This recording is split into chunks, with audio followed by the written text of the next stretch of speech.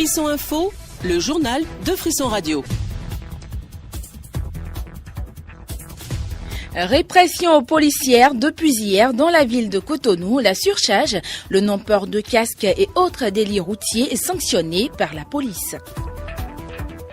L'ancien président de la République, Boni Yayi, réagit à travers une lettre par rapport à l'esclavage en Libye. Quelques extraits de ses écrits dans ce journal.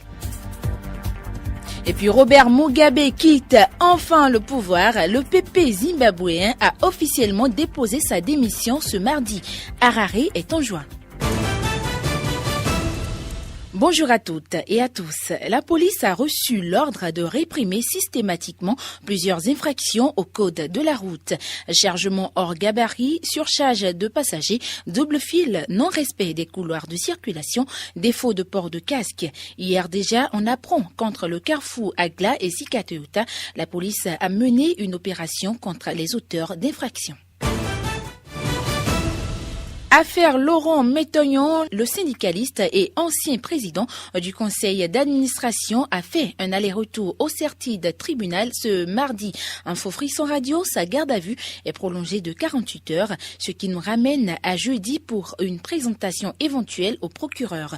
Plusieurs de ses partisans ont manifesté devant le tribunal, scandant des slogans hostiles au pouvoir. Des communiqués sont publiés par des partis politiques pour le soutenir. Laurel Sonouveau. Les réseaux sociaux relaient régulièrement les commentaires et prises de position. C'est sur la toile qu'on a vu les premiers visuels appelant à la libération de Laurent Métoignon. Libérer Laurent Métoignon proclame des affiches et des banderoles. Plus de détenus politiques au Bénin, lit-on sur une autre. Après le FSP de Léonce Rombadji, le parti Restaurer l'Espoir publie un communiqué et se dit préoccupé par le cas Laurent Métoignon. Depuis son exil, Liadi Soglo publie une courte déclaration au nom de l'aile qu'il représente. Il parle de situations malencontreuses et condamne les sévices psychologiques et la privation de liberté. Lundi, dans sa ville d'origine, la gendarmerie a empêché une manifestation de soutien en sa faveur. Ses avocats annoncent une conférence de presse prévue pour ce matin à 10h. Un individu accusé de tentative d'enlèvement de mineurs ce lundi aux alentours de 21h au quartier Agla a été lynché à mort par les riverains. La police, arrivée sur place, l'a retrouvé agonisant et tout nu. Transporté à l'hôpital, il est mort des suites de ses blessures. Une enquête est en cours. Les plaignants ont été auditionnés par la police. Quelques indications sur le budget 2018. 53 milliards de francs CFA sont prévus pour le secteur de l'énergie, argent destiné à la réhabilitation des centrales électriques de Porto Novo, Natitengu et Parakou. Ensuite, construction de la centrale de Mariagleta. Il y aura environ 300 km de lignes de transport. Objectif, amener le taux d'électrification à 39%. Au ministère de la Justice, Joseph Djogbenou annonce la construction de 14 nouveaux tribunaux pour 2018. Affaire maltraitance et vente d'êtres humains en Libye, ça continue de réagir de toutes parts. La dernière réaction d'autorités béninoises en date est celle de l'ancien président Boni Yayi à travers une lettre publiée sur sa page Facebook dans laquelle il écrit, je cite, « Ce malheureux trafic humain nous renvoie à la période tristement célèbre de l'esclavage. L'heure est grave en ce 21e siècle. En ma qualité d'ancien président de l'Union africaine, je recommande que le mécanisme africain par les pairs soit amélioré. » Fin de citation. Ce 21 novembre, journée mondiale de la télévision, les premiers essais de télévision dans le monde ont été réalisés en 1926 par l'Écossais John Logie Baird, qui effectue cette année-là la première retransmission publique de la télévision en direct. Ici, au Bénin, l'arrivée de la télévision dans nos maisons n'est pas si vieille que ça. La création de la télévision béninoise date de 1975. Ça a commencé par l'ORTB et ensuite LC2, puis après, les autres chaînes de télévision sont venues. Pour nous parler des débuts de la télé au Bénin, Stanislas Salou, ingénieur de l'ORTB à la retraite, il y a pris une part active. Le président français devait faire le tour parce que nous allons commencer la télévision avec le Togo. il s'est fait que en 72, nous avons fait la révolution.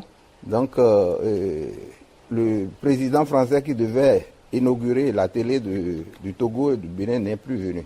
C'est en 1975 que ça a démarré. Ça a démarré pas en plein jour, on ne travaille pas tous les jours.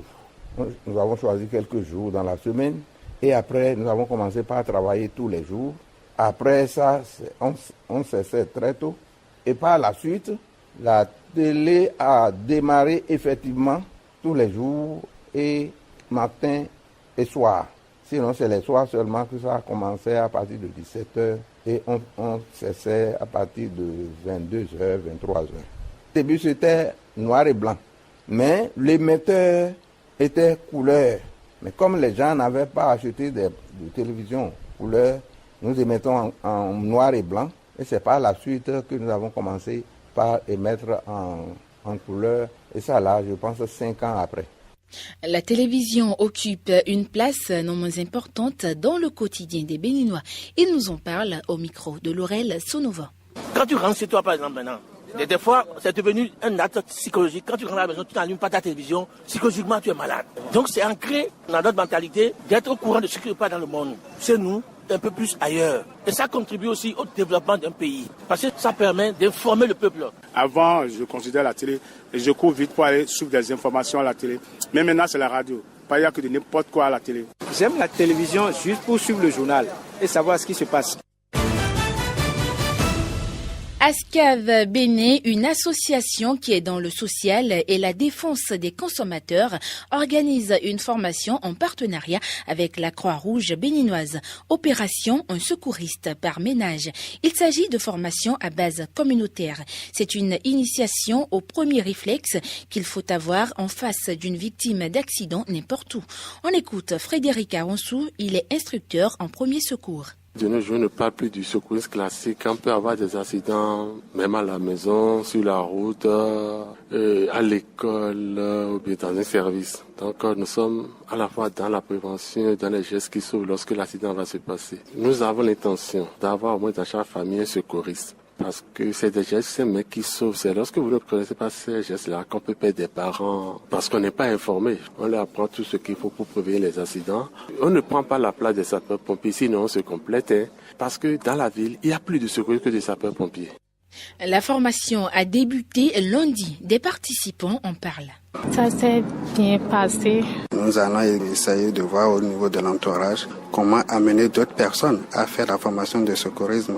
Parce que c'est une formation qui est utile pour tout un chacun de nous.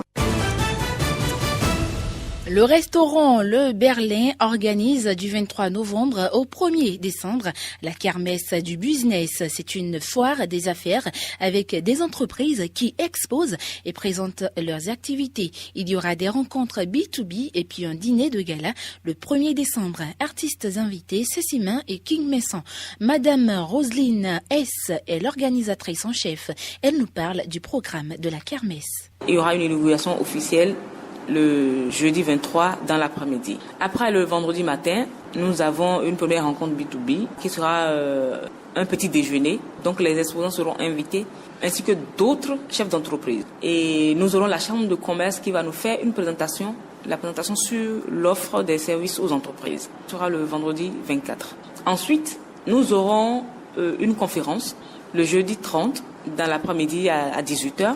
Qui va être animé par le coordonnateur du Millennium Challenge Account, qui va nous présenter le deuxième compact du MCA. Information hors de nos frontières, le plus vieux dirigeant du monde, Robert Mugabe, a enfin démissionné comme le voulaient les Zimbabwéens, liesse populaire à Harare. Le communiqué de sa démission a été lu par Jacob Mudenda, président de l'Assemblée nationale, provoquant une explosion de joie au Parlement. C'était la fête hier au Zimbabwe.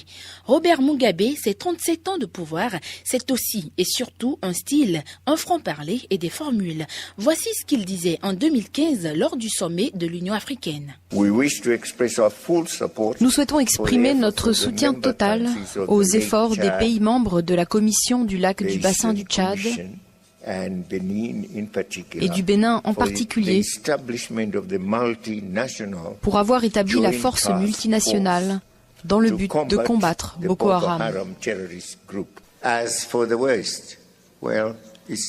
Quant à l'Occident, eh bien, c'est à eux de faire ce qu'ils choisissent de faire.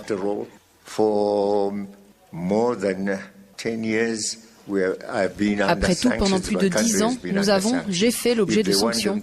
Mon pays a fait l'objet de sanctions. S'ils veulent qu'elles se poursuivent, eh bien, c'est leur décision.